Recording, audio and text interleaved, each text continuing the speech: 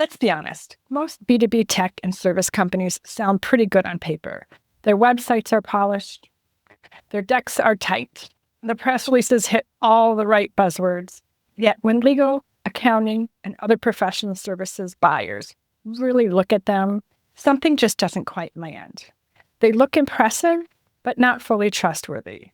In this short episode, I want to talk about why that happens and what your buyers are actually hearing when you speak.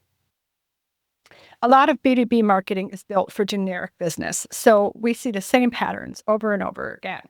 Big, bold language, lots about transformation and reimagination, and lately a lot of heavy focus on AI and innovation.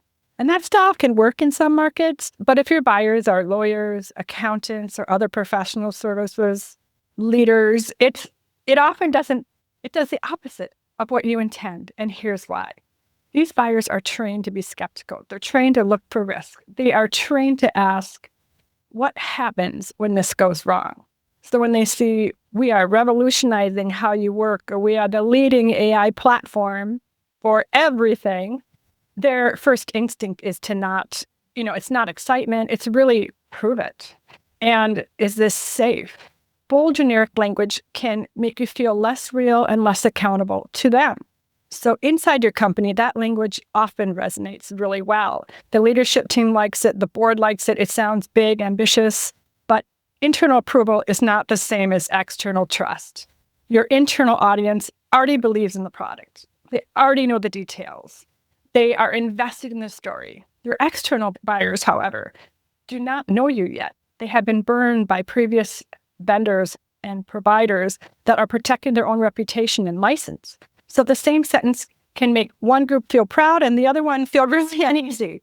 So if your message was built mainly for internal alignment, there's a good chance it's not going to do the trust building that you need it to do on the outside. So when legal, accounting, and professional services buyers hear your company speak, they're not just listening for features and benefits. They're listening to answers to a small set of questions. Is this credible? Is this safe? Who's accountable if something goes wrong? Have they really thought about my world or just about their own?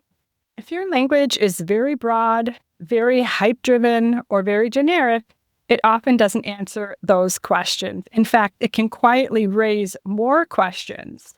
They sound like everybody else. I'm not sure why they understand. I don't really understand how they work. I'm not sure how they work. I do not see what happens if this fails, what happens if it fails on a bad day. That's how companies with good products and strong teams still lose trust and lose getting on the short list, they won't get feedback on why. So if you're selling into these markets, the first place to look is not how do we sound bigger? It's where are we sounding generic instead of specific? Where are we impressive inside of the company but unclear on the outside of the company? Where are we failing to answer basic questions about credibility, safety, accountability?